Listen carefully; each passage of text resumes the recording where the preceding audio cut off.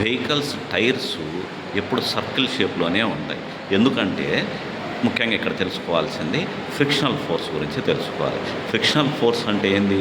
When an object is moving on surface it experiences some opposite force.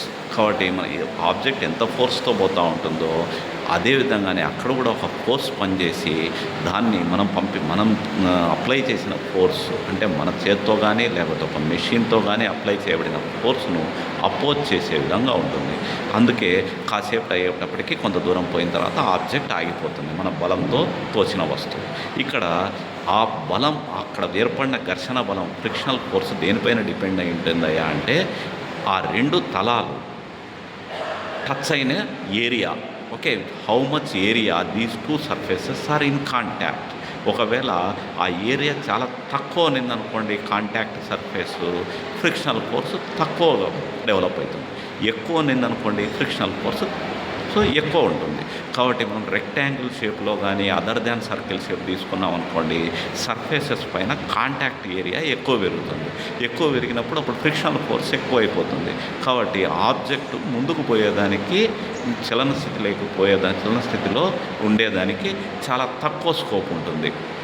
కాబట్టి మనకు ఈ అన్ని షేప్స్ కంటే సర్క్యులర్ షేప్ చూసినట్లయితే అదే వీలైనంత తక్కువ ఏరియా కింద ఉన్న సర్ఫేస్ రోడ్డుకు మనకేమవుతుంది సర్ఫేస్ ఇన్ కాంటాక్ట్లో ఉంటుంది. అందుకే మన వెహికల్స్ కూడా చూసినట్లయితే బల్జ్డ్ టైర్స్ పెద్ద వెహికల్స్, ఇప్పుడు సపోజ్ స్పోర్ట్స్ టూ వీలర్ తీసుకుందాం అనుకోండి, మామూలు స్ప్లెండర్ కానీ ఫ్యాషన్ ప్రో కానీ దాని టైర్ గమనిస్తే అదే పల్సరు లేకపోతే స్పోర్ట్స్ బైక్స్ ఉంటాయి, అపాచీ కానీ ఇంకా స్పోర్ట్స్ బైక్ కానీ వాటికి చూస్తే పెద్ద టైర్లు ఉంటాయి. పెద్ద టైర్లు ఉండడం వల్ల ఏమవుతుంది ఎక్కువ ఏరియా రోడ్డుకు కాంటాక్ట్ అవుతుంది. కావడం వల్ల ఫ్రిక్షనల్ ఫోర్స్ ఎక్కువ అవుతుంది. కాబట్టి అదే మన మామూలు బండ్లు ఉన్నాయనుకోండి చిన్నగా పెడుతున్న టైర్లు తక్కువ ఏరియా ఇన్ కాంటాక్ట్ ఉంటుంది. కాబట్టి అది తక్కువ ఫ్రిక్షనల్ ఫోర్స్కు లోన్ అవుతాయి. కాబట్టి ఎక్కువ ఫ్రిక్షనల్ ఫోర్స్కు లోన్ కావడం వల్ల అవి వీలైనంత ఎక్కువగా బ్రేక్స్ వాటికి బాగా సడన్గా బ్రేక్స్ అప్లై కాగలుగుతాయి, సడన్గా బండి ఆగగలుగుతుంది. అదే తక్కువ ఏరియా క్రాస్ సెక్షన్ తక్కువ ఏరియా ఆఫ్ కాంటాక్ట్ ఉన్నది మనకు ఏమవుతుంది మామూలు స్ప్లెండర్ కానీ సైకిల్ కానీ ఇవన్నీ తక్కువ ఏరియా ఉండడం వల్ల అవి స్కిడ్ అయ్యేదానికి బ్రేక్ ఫెయిల్ అయ్యేదానికి ఎక్కువ ఆస్కారం ఉంది. కాబట్టి ఫ్రిక్షనల్ ఫోర్స్ ఎక్కువ ఉంటే మనకేం లాభము?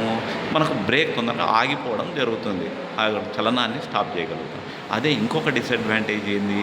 ఫ్రిక్షనల్ ఫోర్స్ ఎక్కువగా ఉండడం వలన అదే మిషన్ ఆ ఇంజనే ఆ ఫ్రిక్షనల్ ఫోర్స్ని అధిగమించేదానికి ఎక్కువ బలాన్ని కాబట్టి తద్వారా ఎక్కువ ఫ్యూయల్ను యూజ్ చేయాల్సి ఉంటుంది.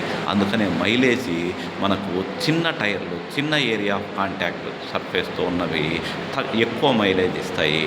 ఎక్కువ మనకు పల్సర్ కానీ స్పోర్ట్స్ బైక్స్ కానీ ఎక్కువ విడుతుండి రోడ్డుకు ఎక్కువగా టచ్ అయినవి మైలేజ్ తక్కువ ఇస్తాయి. కాబట్టి ఈ సర్క్యులర్ షేప్ ఎందుకు ఉండాలి, ఈ వెహికల్స్ తక్కువ షేప్ ఎందుకు ఉండాలి అనేది కానీ మనకు మోషన్ అంటే చలనం జరుగుతూ ఉన్నప్పుడు కూడా ఆ చలనం తగ్గిపోవడం అనేది ఈ మొత్తం కూడా ఘర్షణ బలం ఫ్రిక్షనల్ ఫోర్స్ ఏదైతే ఫ్రిక్షనల్ ఫోర్స్ రెండు తలాలు అంటే టైరు నెక్స్ట్ ఆ రోడ్డు సరేనా frictional force in between two surfaces the tyre surface and road surface which are in contact అనే దానిపైన డిపెండ్ అయ్యింది.